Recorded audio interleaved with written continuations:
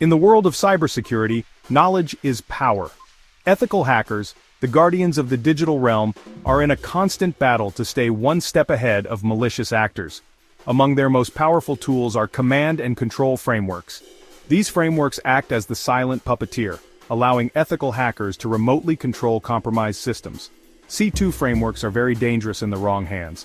Learning to use them for good is vital to protecting our digital world.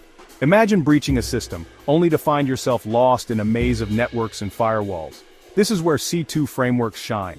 They provide a lifeline, a way to maintain persistent access to a compromised system.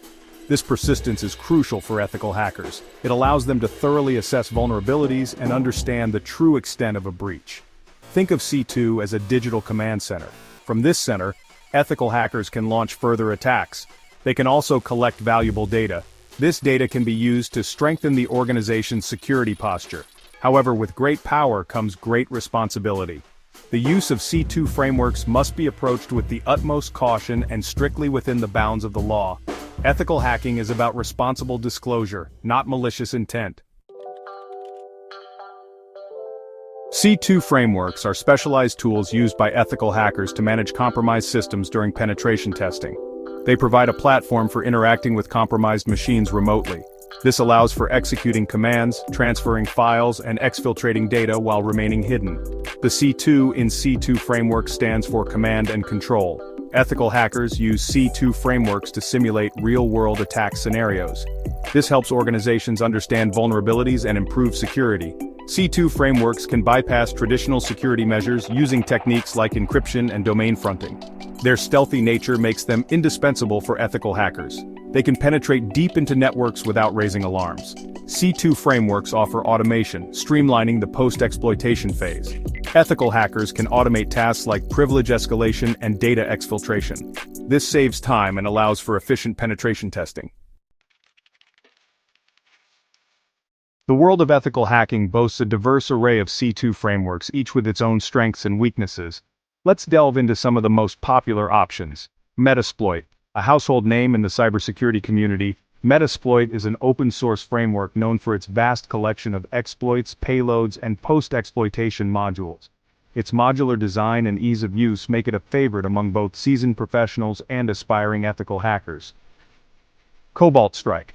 A commercial framework favored by red teams for its advanced features and focus on stealth, Cobalt Strike excels at mimicking real-world attack scenarios. Its beacon payload is particularly noteworthy for its ability to evade detection and maintain persistence within compromised networks. Empire, a Python-based post-exploitation framework, Empire prioritizes flexibility and customization. Its agent-based architecture allows for granular control over compromised systems, making it well-suited for complex attack simulations and red teaming exercises. Sliver, developed by cybersecurity firm Bishop Fox. Sliver is an open-source C2 framework gaining popularity for its cross-platform support and focus on operational security.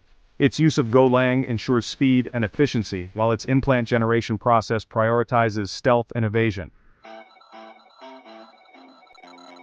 While the specific steps may vary depending on the framework, setting up a C2 environment generally involves the following. Choose your weapon.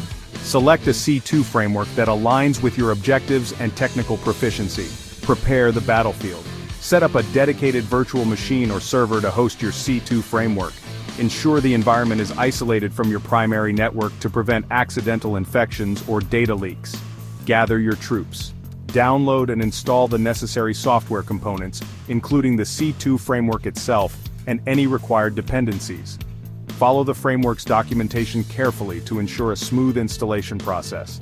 Establish a beachhead. Configure the C2 server with a static IP address or domain name. This will serve as the central command center for managing your compromised machines. Craft your arsenal. Generate payloads tailored to your target environment. These payloads will be used to establish a connection between the compromised machine and your C2 server. Section 5. Beyond the breach. Navigating the post-exploitation landscape. Once a foothold is established within a target network, the real work begins. Post-exploitation is where ethical hackers delve deeper into the compromised system. They exploit vulnerabilities to gain a comprehensive understanding of the organization's security posture. One primary objective of post-exploitation is privilege escalation. This involves gaining elevated permissions on the compromised system, ultimately aiming for administrative or root access.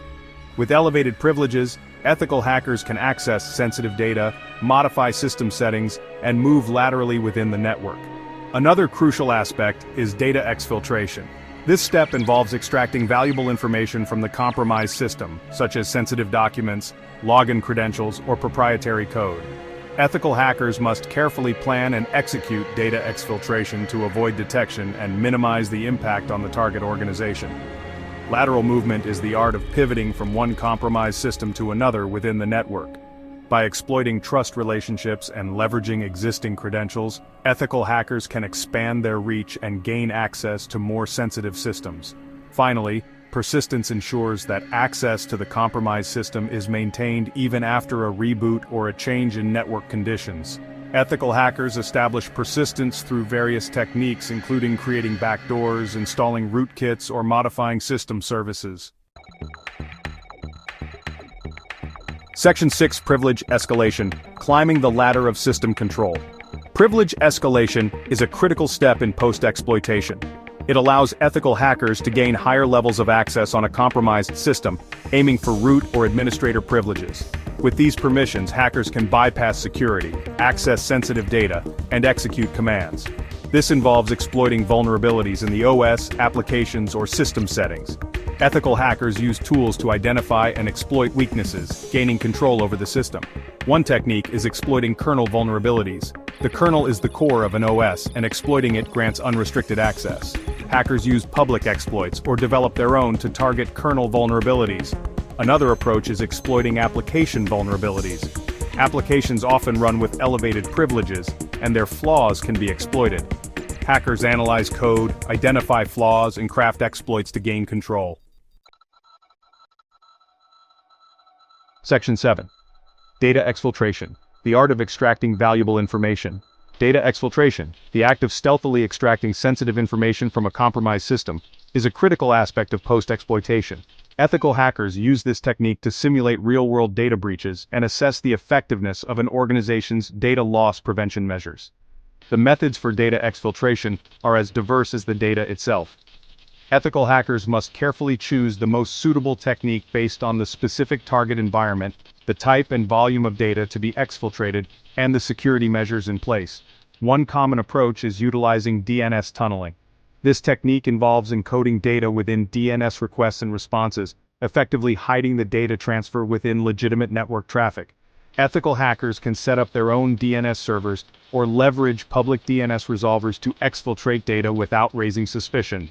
Another method is leveraging compromised web servers. If an attacker gains control over a web server within the target network, they can use it as a conduit for data exfiltration. By uploading a simple script to the compromised server, ethical hackers can establish a backchannel for transferring data out of the network undetected. Section 8. Ethical considerations. Tread carefully in the digital realm. The power of C2 frameworks cannot be overstated. In the wrong hands, these tools can wreak havoc, compromising sensitive data and disrupting critical infrastructure. As ethical hackers, it is our moral imperative to use these potent tools responsibly and ethically. Before embarking on any penetration testing engagement, obtaining explicit written permission from the system owner is paramount. This consent ensures that all activities are conducted within legal boundaries and that the organization is fully aware of the potential risks and benefits of the assessment. Transparency is key. Ethical hackers must maintain open communication with the organization throughout the engagement, providing regular updates on their findings and any actions taken. This transparency builds trust and ensures that the organization is fully informed about its security posture. Respect for privacy is non-negotiable. Ethical hackers must handle all sensitive data with the utmost care, ensuring it is not accessed, modified, or disclosed without proper authorization.